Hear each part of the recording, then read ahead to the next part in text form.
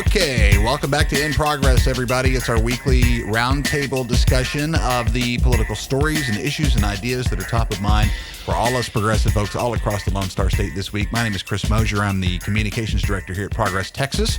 Welcome if you're hearing us on the radio in Houston, KPFT FM 90.1. Progress Texas amplifies progressive values, leaders, and actions, and we operate a major digital network, including social media and podcast, legacy media contributions, and more, reaching millions of people all across Texas. In Progress also is heard every Sunday here on KPFT on the HD2 channel at 11 a.m. on Sundays. This week, joined by digital associate Haley Smith. Hi, Haley. Hi, howdy. Happy to be here. And we have advocacy and development coordinator Tatum Owens. Hi, Tatum. There we go. Yes, happy to be here. Yay. That's so hard for me to say. So we have a lot to talk about. Oh, let's throw in real quick that the boss is not here. Kathleen Thompson is not here. She's been on a big road trip all this week. She did some time in Houston, met a bunch of cool folks and hung out and pressed a lot of flesh and said hello in Houston.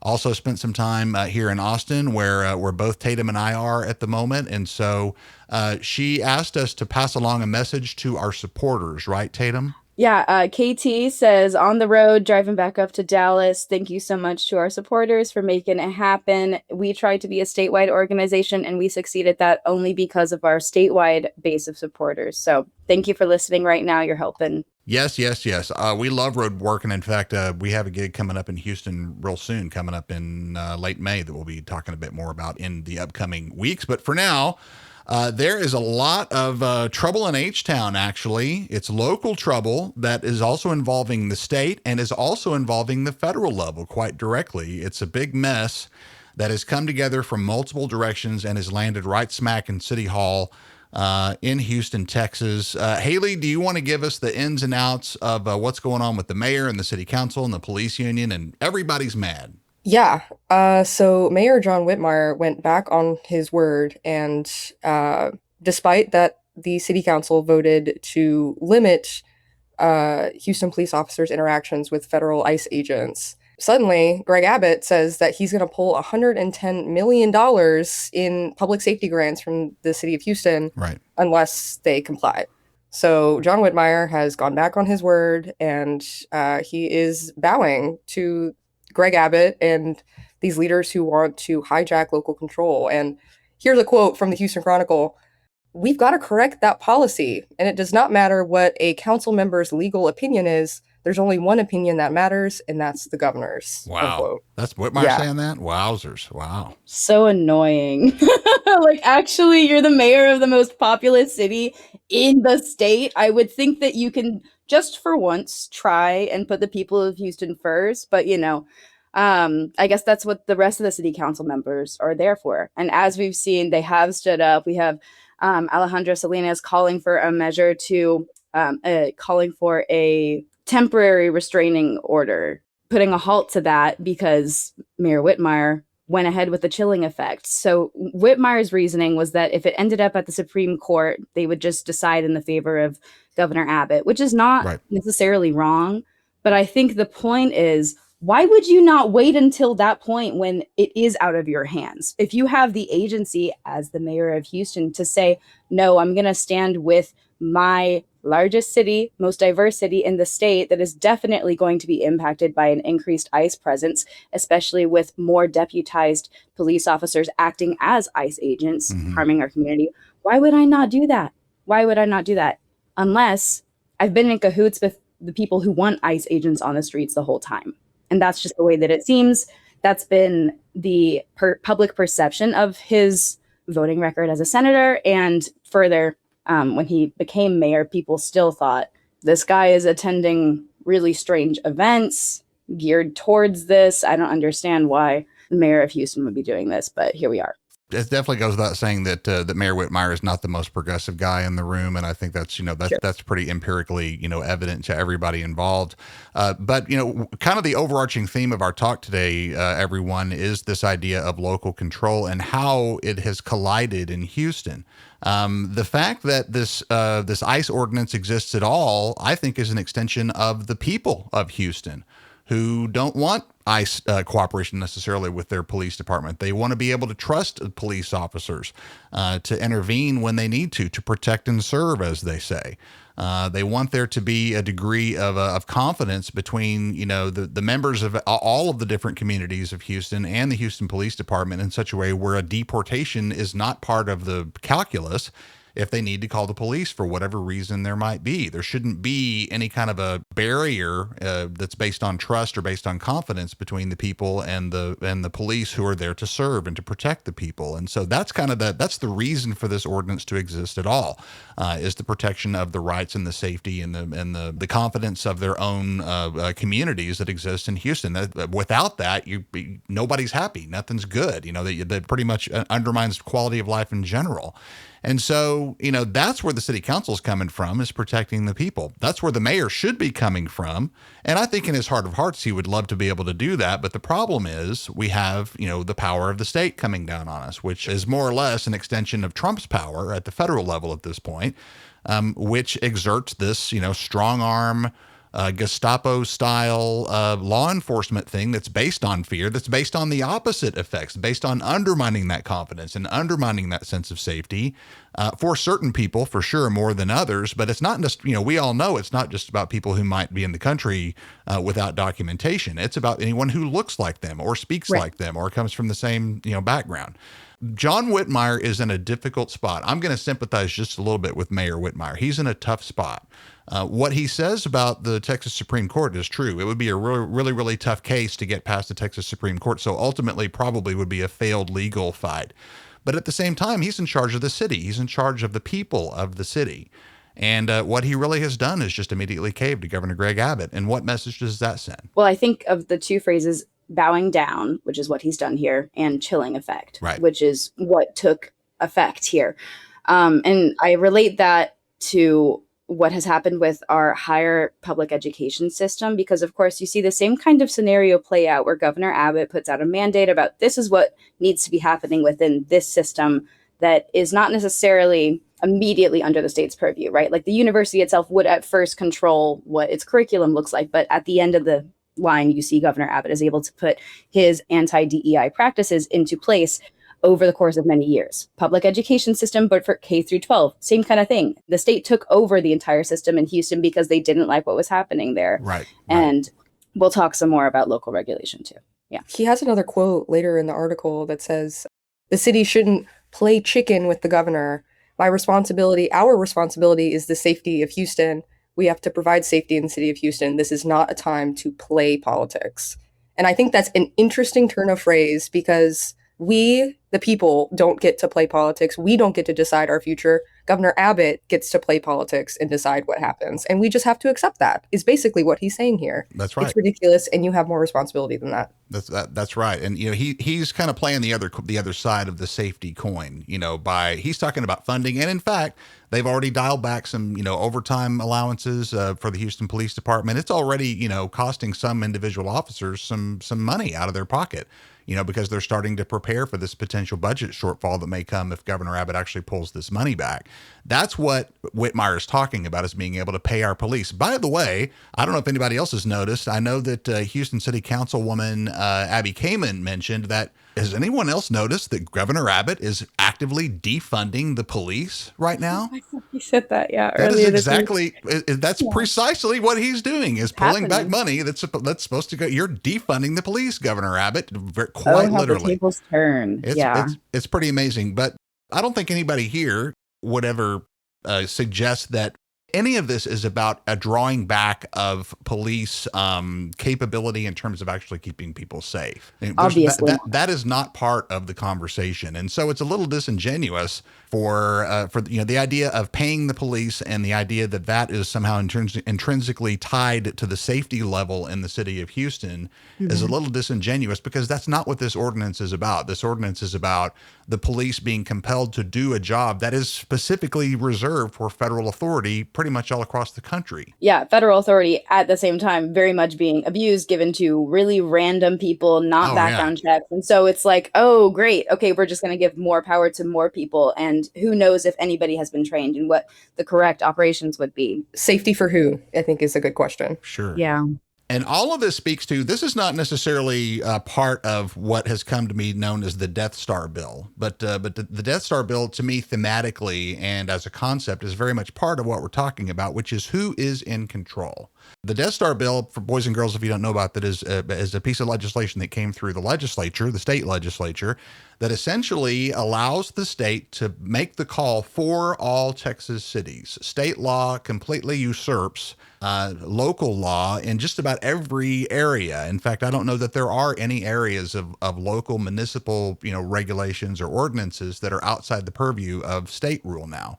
The places we can look, I think the first thing that comes to mind is the whole rainbow crosswalk idea that that suddenly the state decides, Governor Abbott unilaterally decides that somehow rainbow crosswalks are in the way of public safety. Here we go again with public safety. And so we got to rip them all out. Yeah. At the same time, these are the same bunch of folks in control of our state government, the Republican Party, who will, Governor Abbott, when he was Attorney General, famously once said, well, I go to work, I sue the Obama administration, and then I go home. And that was the way he described his job. Of course, as soon as President Obama's out of there and Donald Trump is in there, that's no longer the case. Now, Texas is more or less an extension of Trump Inc. And so this is very, very much a partisan situation. And you can take that same construct and apply it to this state versus local thing. All the big cities that we're talking about that are getting their rainbow crosswalks torn out and that are being harassed over their police policies are generally, mostly, Dallas is a good exception because their mayor, flip-flopped in his party, but all of these cities are more or less under Democratic rule. And so it's very much is an R versus D situation. Mhm. Yeah, and it is that extension of very much a political battle meant to fearmonger about issues, like non-issues, right? This is different. This is a different example in comparison to what we've just been talking about, where there are very real impacts to putting more ICE agents into our communities. But rainbow crosswalks are a symbolic gesture to invite equality. So why would you not want that? Because it goes against Governor Abbott's agenda, which includes only a couple of groups that are only allowed in Governor Abbott's Texas. That's white people. You don't get anybody else. You don't get any Straight people. Yes, straight people. Maybe just like a little bit of gay Republicans, just a little bit. Briscoe Kane.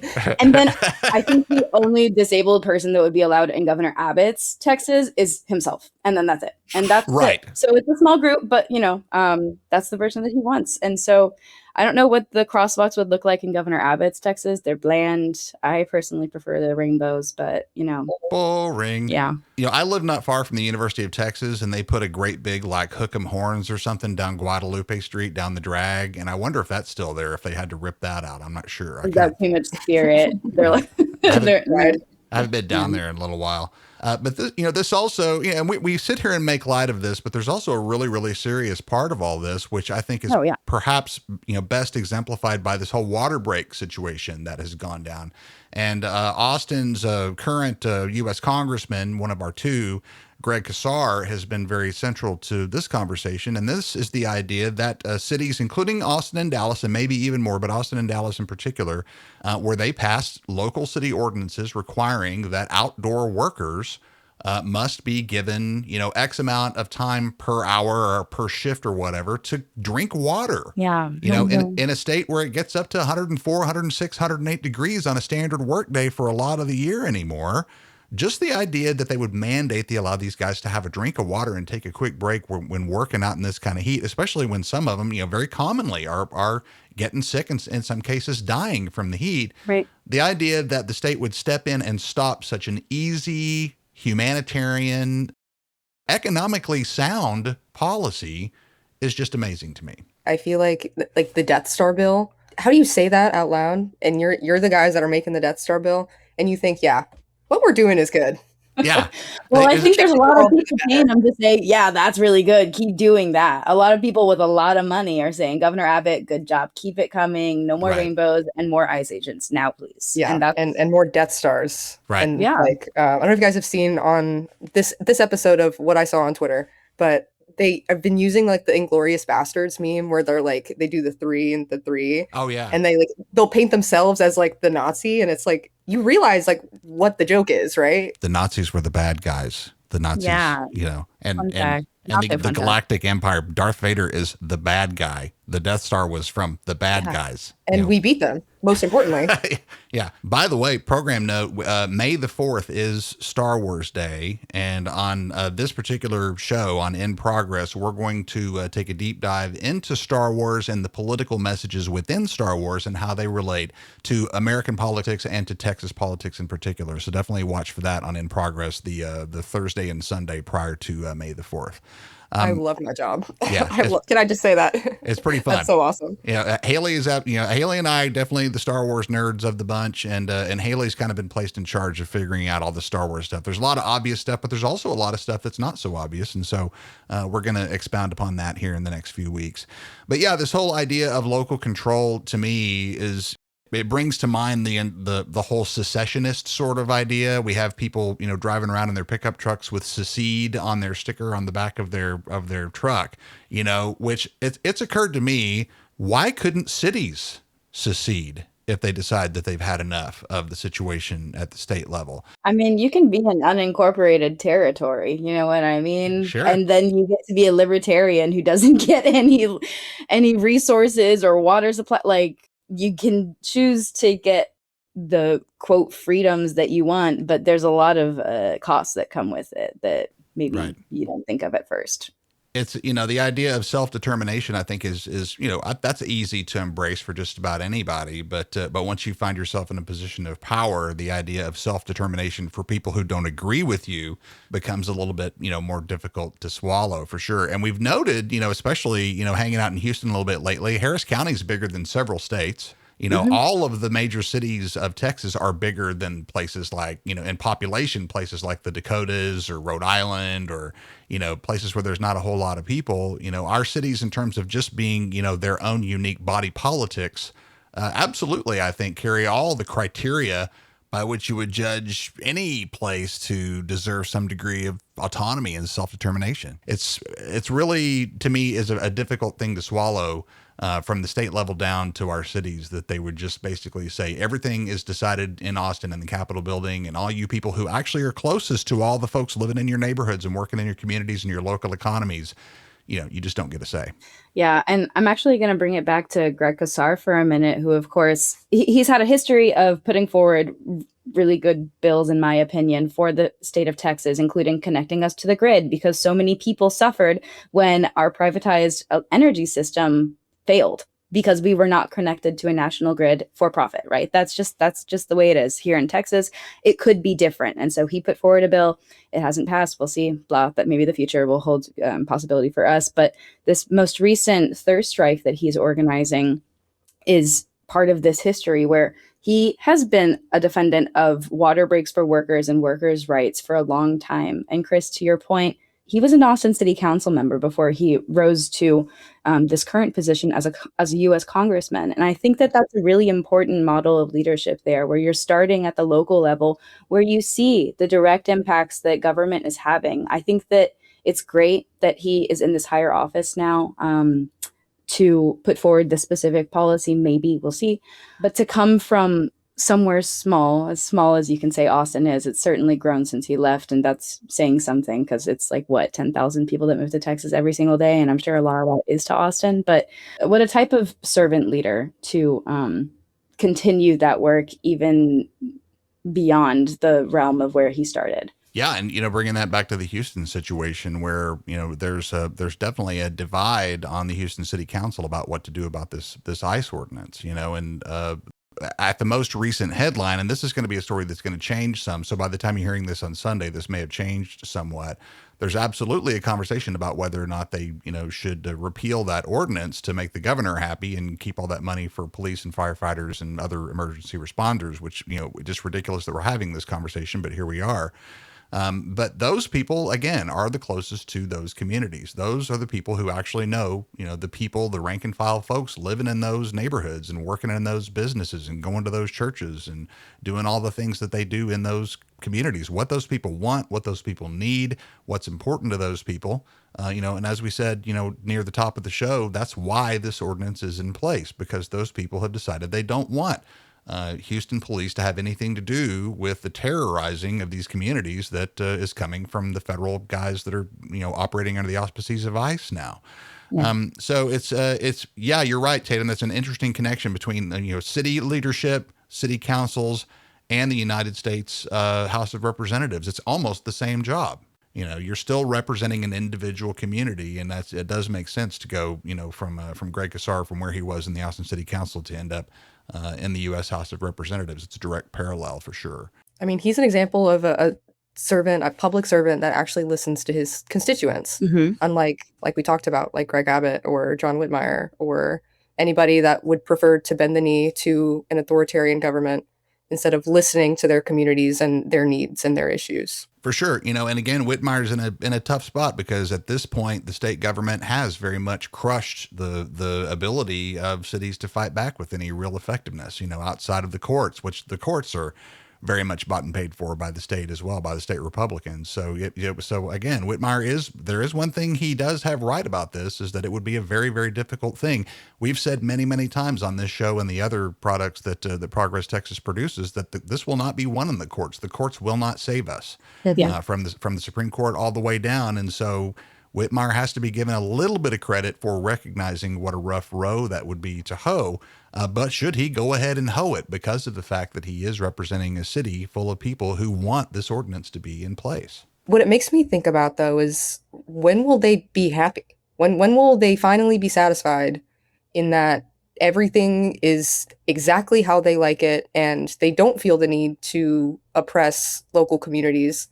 I just don't see an end to it, I mean, and you're right. I think that he does recognize the very real and material harm that would come to Houstonians in fighting the state government. But I also think that there has to be a moment of am I sacrificing too much? Is there ever going to be a line that they're not willing to cross, So Greg Casar's thirst strike and the conversation on workers' rights and protections makes me think of May Day, which is coming up soon. And it's that question. Right. So something that I have seen is this national movement. I haven't seen it taken hold too much in Texas, I'll be very real. But I think in some other places where maybe on the ground organizing, especially between mutual aid groups, like in Minneapolis and Portland and some other definitely more progressive cities, but national movement has taken hold for May Day strong. So of course, May Day, we all know it. May 1st is International Workers' Day. It comes from a historical effort from workers to put forward the 8-hour workday, right? So it comes with this history of people fighting tooth and nail, being put to work to the bone, really horrible circumstances that have given us normalcy. For a lot of people, the 8-hour workday is their go-to, their day-to-day. The very idea of a weekend comes from this, like the fact that you actually have the concept of a weekend comes from all these things Tatum's describing. Yeah, exactly. And so a lot of the time when the idea of a general strike, which is of course nobody works, no school, no work. And I think they also say something else on their flyer that they've been sharing around. But either way, I think the point of their movement today is a lot of our money, a lot of our tax money. So when you go to work, you are, you're going to be eventually paying your taxes with that work, is going towards billionaire special interest dedicated initiatives like we've seen with Governor Abbott partnering up and paying out billionaires here in Texas for his anti-DEI agenda, for including ICE in every local city that he can, and making sure that the state and him can have all the power that they need to keep moneyed interest happy. So the idea behind this movement is, why should I have to pay for that? Why should my work for one day have to pay billionaires an extra buck when I can withhold that? And that is something that's my right. Just like everybody has the power of their vote, or most people in this country have the power of their vote, it's a tool at your disposal. And so, because I think that for most Americans, we're pretty removed from a lot of workers' rights movements. Surely unions are on the rise, and that is a direct tie to how we protect workers going forward. And especially young people are feeling really invigorated by that. I think the rise in union membership is up for 30% for younger people. So huge, historic numbers. But a lot of us are not directly involved in that kind of work. So I think it'll be interesting to see what the impact of May Day looks like here in Texas. And if people feel inspired by seeing other national movements, other cities across the nation take part in this and participate, giving another outlet beyond just going to a protest or giving testimony, knowing that there is a very powerful tool at your disposal, and that's your work. We are all workers. It's something that we all have in common, and what a uniting thing that might be to recognize that the 1% doesn't really have that in relation to you. Right. And that kind of brings us all the way back to the beginning of what we've been talking about, which is, the idea of people who either do the same sort of work in the same industry or live together in the same community should have some rights about how they are governed at their own community and city sort of level, and at the union level as well. Let's point out real quick that this, great big surprise win in Tarrant County just a few months ago now with Taylor Ramett, he became the first rank and file union member to be elected to the Texas Senate in that. So it's absolutely a big year for unions. It's a big year to become part of a union. It's a big year to be an active member of your union, as a matter of fact, and make sure and, absolutely pull your power and put it together. And so there are many industries, and especially in Texas, that have been discouraged from forming unions. There are examples that we've seen in places like Starbucks and places like Alamo Drafthouse, where there have become these upstart unions, sometimes just, centered around an individual location or store, that have had a really rough go of it. And sometimes it works out and sometimes it doesn't, but they're trying. And just the trying is really, really encouraging at this point. So whoever you are, whatever you do, look into and see if there is a union you can join that has to do with your particular industry. And if there is, by God, get out there and explore that and become part of that movement for sure. And I'll point folks to the Texas AFL-CIO, which is, of course, like the overarching group for unions here in Texas. And they have a ton of resources about whether or not there's a union at your workplace. You can start one. There's, in fact, practice. It's a practice called salting. Like, you can have union. It sounds kind of crazy, but like, it's for good workers' rights, right? You can have union members infiltrate another workplace to make sure that eventually a union will be possible there. So if it's all leading towards progress, aren't we happy? What a future it could be if we're all united. Is infiltrate the word we want to use there? Let's think about that. I think that we need a lot of we need many tools in our toolbox at this point in time where billionaires have lots of money. So I'm going to stick with it, not going to lie. Well, guys, this has been another great talk. We appreciate the hang very much. Tatum Owens and Haley Smith, thank you for your efforts on this here In Progress Day. Progress Texas amplifies progressive values and leaders and actions while campaigns come and go.